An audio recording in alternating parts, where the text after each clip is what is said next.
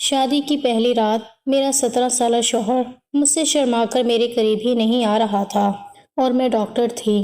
میں نے سوچا مجھے خود ہی ہمت کرنی پڑے گی، لہٰذا اپنے جذبات ٹھنڈے کرنے کے لیے میں نے خود ہی اس کو پکڑ کر اپنے قریب کیا، پھر اسے سینے سے لگایا اور پھر اپنا ایک ہاتھ اس کی شلوار۔ میرا نام سمینہ ہے۔ میری پیدائش ایک ایسے گاؤں میں ہوئی جو بہت پرانا اور روایتوں میں جکڑا ہوا تھا۔ اس گاؤں کی فضا میں ایک عجیب سا خوف تھا، جیسے ہر چیز پر پرانی رسموں کا سایہ ہو۔ یہاں عورتوں کے لیے پڑھائی لکھائی کو گناہ سمجھا جاتا تھا۔ اگر کوئی لڑکی کتاب ہاتھ میں پکڑ لیتی تو پورا گاؤں اسے برا بھلا کہتا۔ لوگ سمجھتے تھے کہ عورت کا اصل مقام چولہا، برتن اور کھیتوں میں کام کرنا ہے۔ میں بچپن سے ہی ان سب باتوں سے الجھی رہتی تھی، لیکن میرے والد صاحب ایک الگ ہی مزاج کے انسان تھے۔ ان کا دل وسیع اور دماغ روشن تھا۔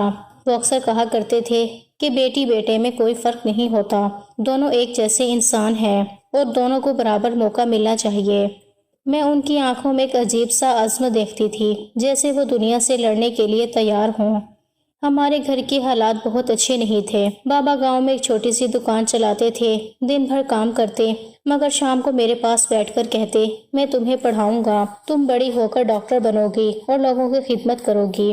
یہ سنتے ہوئے میرا دل خوشی سے بھر جاتا، مگر ساتھ ہی یہ خوف بھی لگتا کہ اگر گاؤں والوں کو پتہ چل گیا تو بابا کو کتنی باتیں سننی پڑیں گی، کیونکہ یہاں کے لوگ کسی کو آگے بڑھتا نہیں دیکھ سکتے تھے۔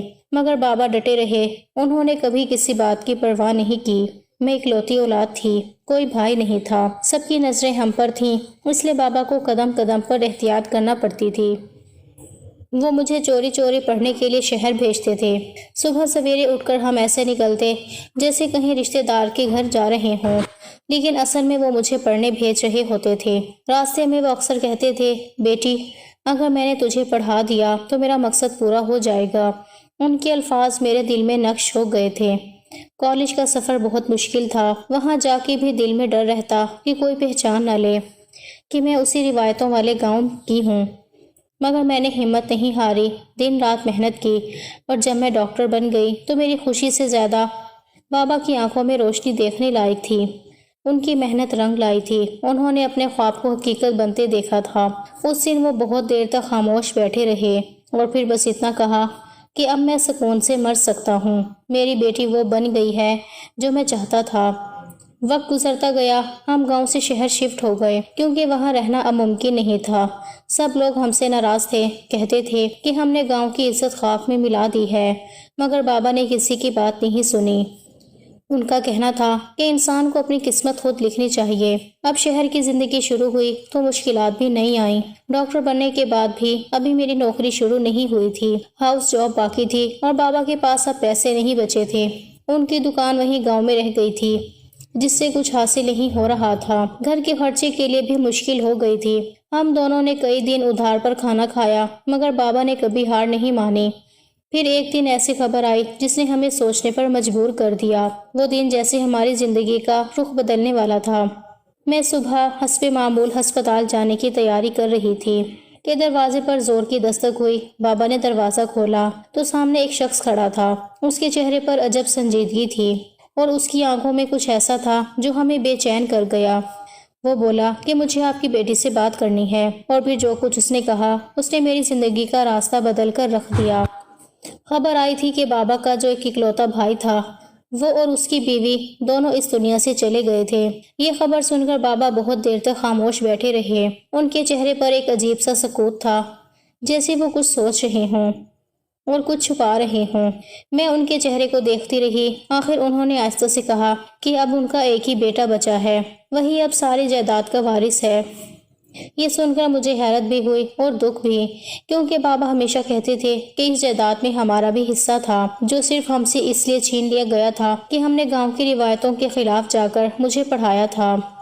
احمد ابھی بہت چھوٹا تھا، اسے یہ تک سمجھ نہیں تھی کہ اتنی بڑی جائیداد کے ساتھ کیا کرنا ہے۔ وہ دن بھر کھیلتا پھرتا تھا، اسے یہ اندازہ ہی نہیں تھا کہ لوگ اس کے ارد گرد کس نیت سے بات کر رہے ہیں۔ گاؤں کے لوگ تو جیسے اسی موقع کا انتظار کر رہے تھے۔ انہوں نے فوراً یہ فیصلہ سنایا کہ احمد کو کوئی سنبھالے گا تو وہی جو اس کا خیر خواہ ہو۔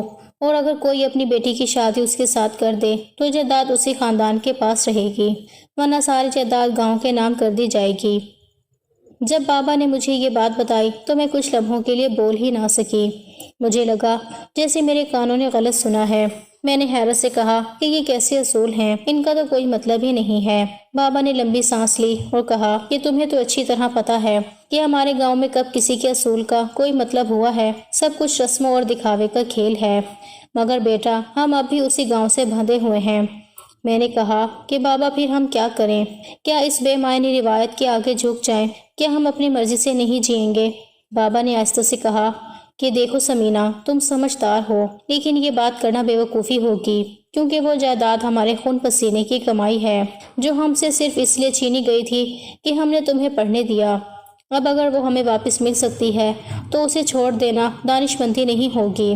میں نے غصے میں کہا کہ ہمیں کسی جائیداد کی ضرورت نہیں ہے، میں خود کماؤں گی، میری ہاؤس جو مکمل ہوتے ہی میں اچھا خاصا کما سکتی ہوں، مہینے کے 1,00,000 کم از کم تو بن ہی جائیں گے۔ بابا میری بات سن کر مسکرائے، لیکن ان کی مسکراہٹ میں تھکن تھی۔ انہوں نے کہا کہ بیٹا، پیسہ کمانا ایک بات ہے، لیکن زندگی بھر والدین کے لیے کماتے رہنا دوسری بات ہے۔ تم اپنی زندگی کے خوابوں کو کب تک روک کر رکھو گی؟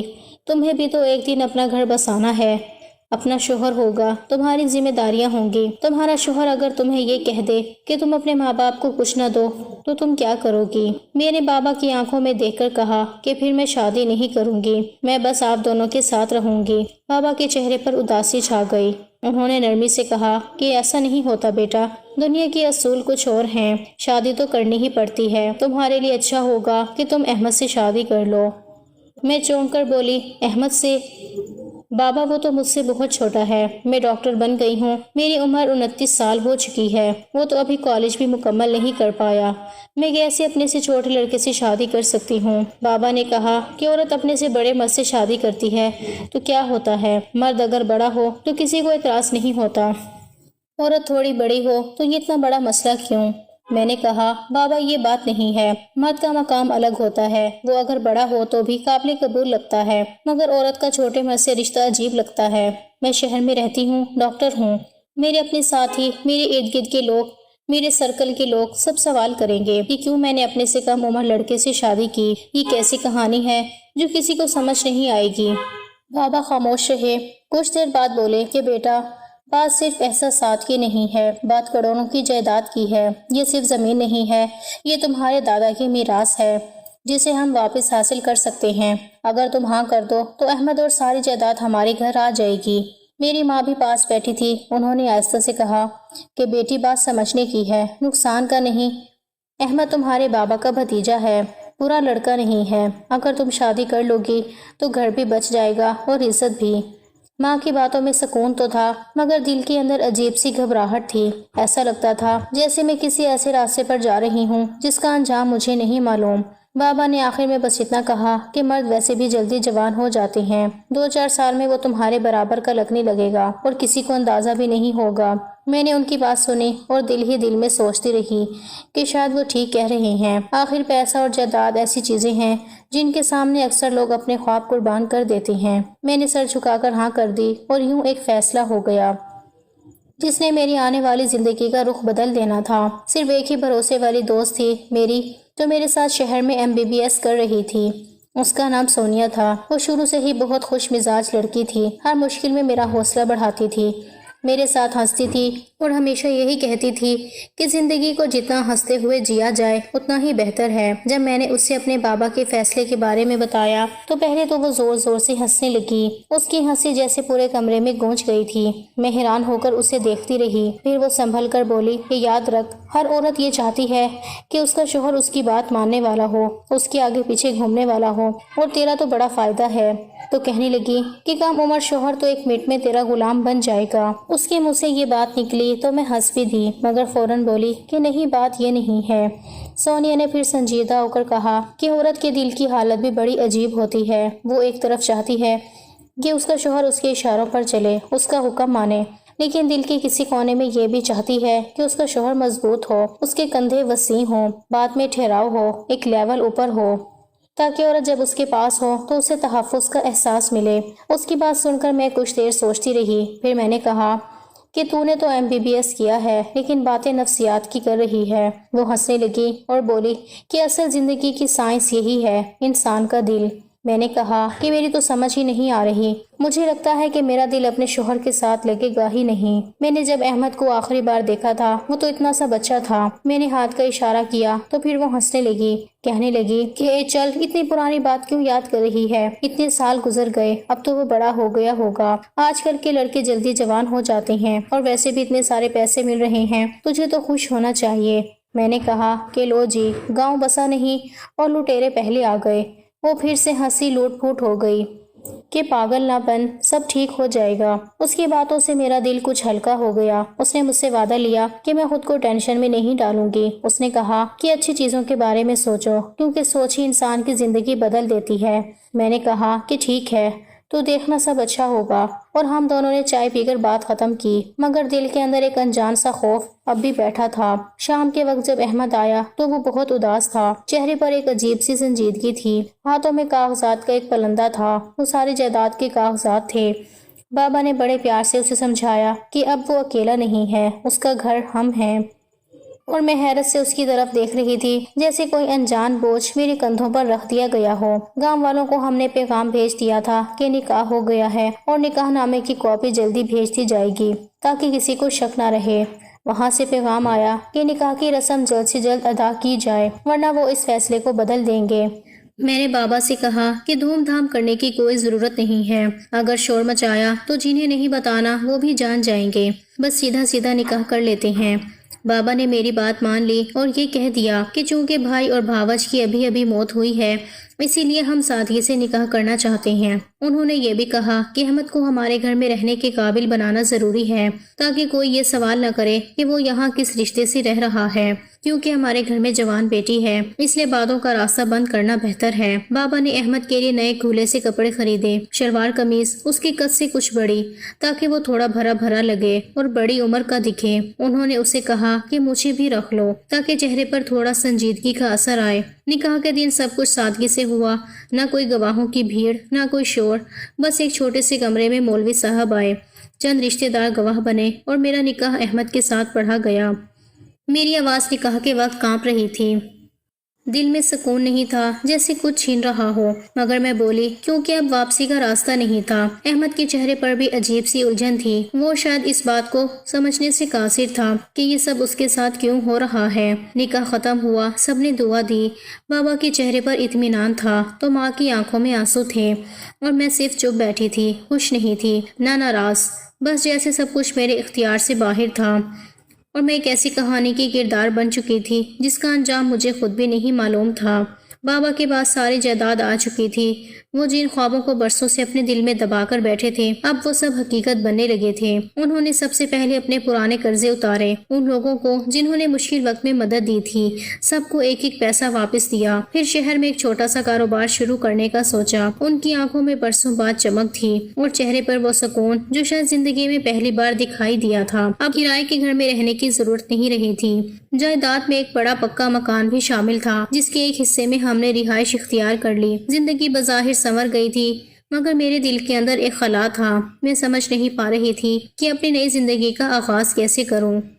ہماری شادی کی پہلی رات تھی، وہ رات جس کے بارے میں ہر لڑکی کے دل میں کئی خواب ہوتے ہیں، مگر میرے دل میں عجیب سا بوجھ تھا۔ میں اپنے کمرے میں داخل ہوئی تو احمد ایک کونے میں بیٹھا تھا، اس کے چہرے پر نہ شرم تھی نہ کوئی تاثر، بس ایک سادہ سا خاموش لڑکا، جیسے وہ خود نہیں جانتا کہ یہاں کیا کر رہا ہے۔ میں نے نرمی سے کہا کہ گھبراؤ نہیں، سو جاؤ، کل بات کریں گے۔ وہ دھیرے سے بولا ٹھیک ہے۔ اس کی آواز میں ایک عجیب سا ادب تھا، جیسے وہ کوئی دور کا رشتہ دار ہو نہ کہ میرا شوہر۔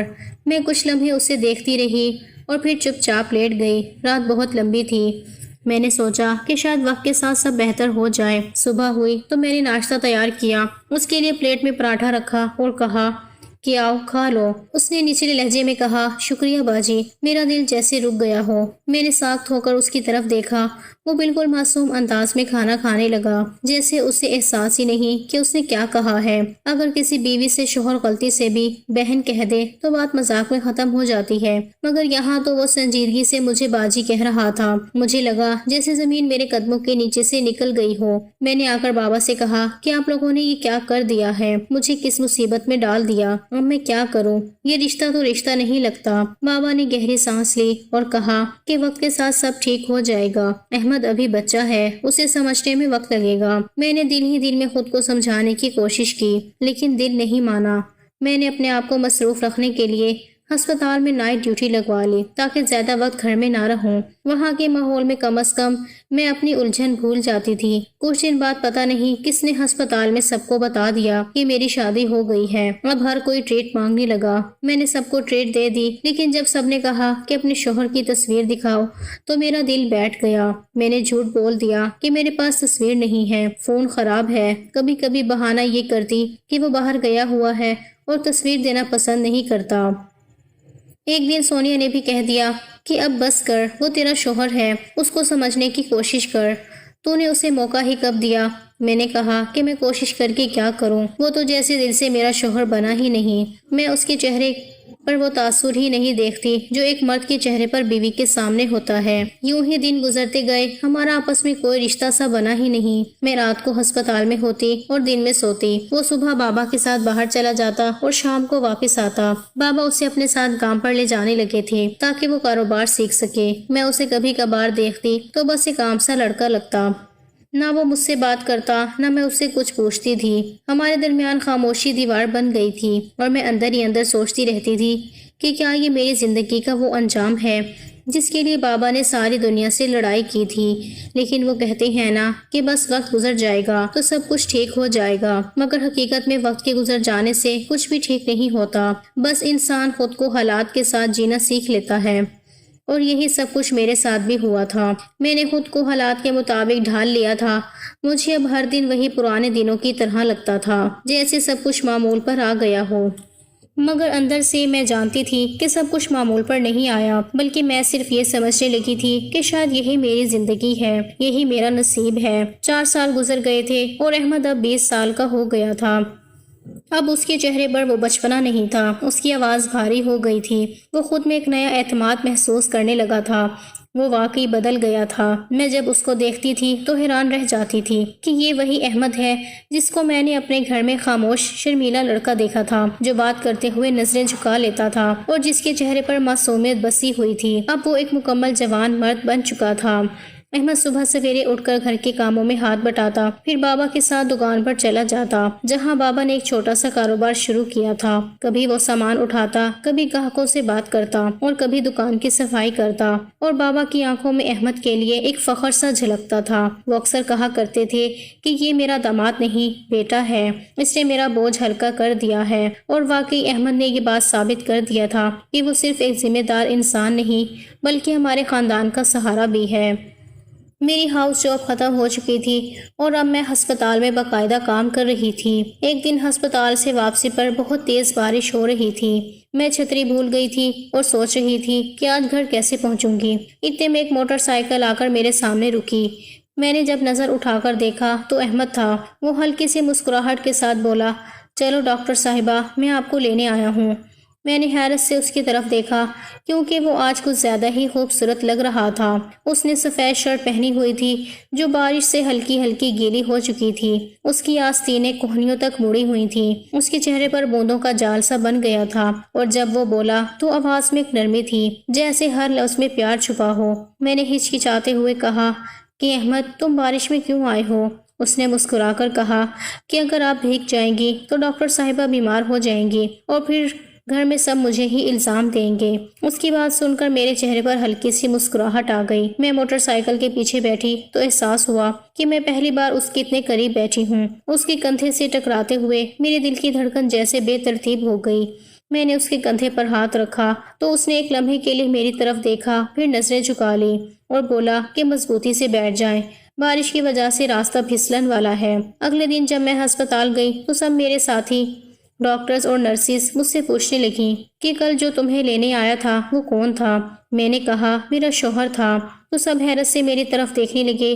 ان کے چہرے پر تعجب اور تعریف دونوں جھلک رہے تھے۔ ایک نے کہا، اتنا خوبصورت شوہر تو فلمی ہیرو لگتا ہے۔ دوسری بولی کہ سمینہ، تمہیں تو بہت نصیب والا شوہر ملا ہے۔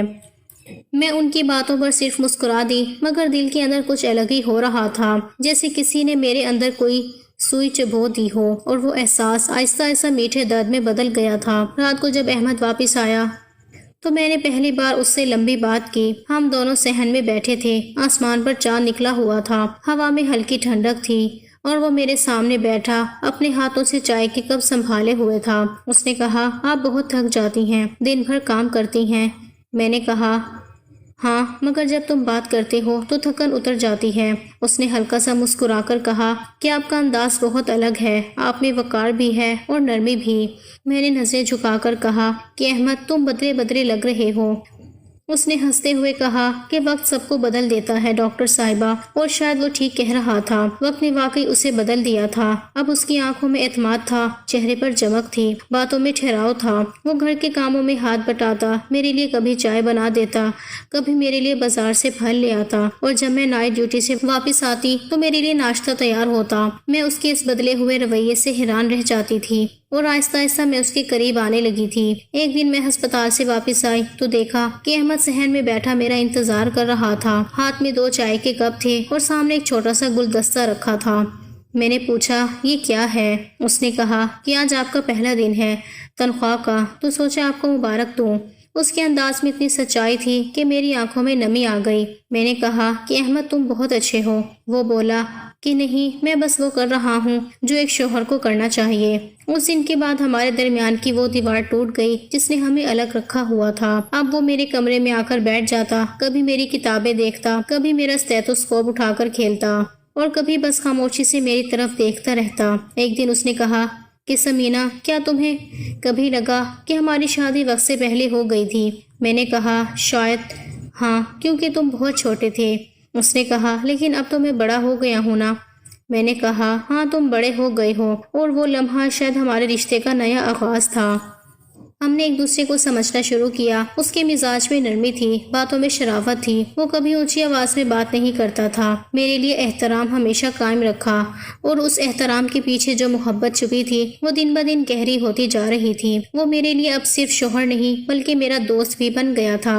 میں جب بھی بیمار ہوتی وہ میرے پاس بیٹھا رہتا، میرا ماتھا چھوتا اور کہتا کہ ڈاکٹر صاحبہ کو بھی علاج کی ضرورت ہے، تو میں مسکرا دیتی تھی۔ وقت گزرتا گیا اور میں نے محسوس کیا کہ میرا دل اب ہر وقت احمد کے لیے دھڑکتا ہے۔ میں جب صبح اٹھتی تھی تو سب سے پہلے اس کی آواز سننا چاہتی تھی، جب رات کو سوتی تھی تو اس کے قدموں کی چھاپ سن کر اطمینان ہوتا تھا۔ کبھی کبھی سوچتی کہ اگر میں نے احمد سے شادی نہ کی ہوتی تو شاید میری زندگی خالی خالی رہ جاتی۔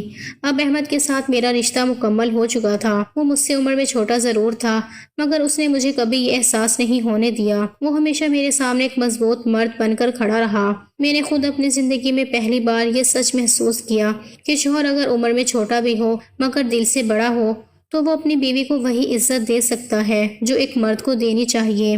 ہم دونوں شام کے وقت گھر کی چھت پر بیٹھ کر چائے پیتے، چاند کو دیکھتے اور باتیں کرتے، کبھی اپنے خوابوں کے بارے میں بات کرتے، کبھی گزرے وقتوں کی یادیں دہراتے۔ احمد کہتا کہ سمینہ، تم میری قسمت ہو، اور میں کہتی کہ احمد، تم میری دعا ہو۔ ہماری ہنسی اب گھر کی دیواروں سے ٹکرا کر گونجنے لگی تھی، اور مجھے لگتا تھا کہ کاش یہ سب کچھ پہلے ہی ہو گیا ہوتا تو میری زندگی کے 4 سال یوں تنہائی میں نہ گزرتے۔ اب ہر دن خوشیوں سے بھرا ہوا تھا، ہر رات سکون سے گزرتی تھی۔ میرا گھر، میرا دل، سب کچھ مکمل ہو چکا تھا۔ میں اب جب آئینے میں دیکھتی تھی تو مجھے اپنے چہرے پر ایک نئی چمک نظر آتی تھی۔ شاید یہ وہی چمک تھی جو کسی عورت کے دل میں محبت آنے کے بعد پیدا ہوتی ہے۔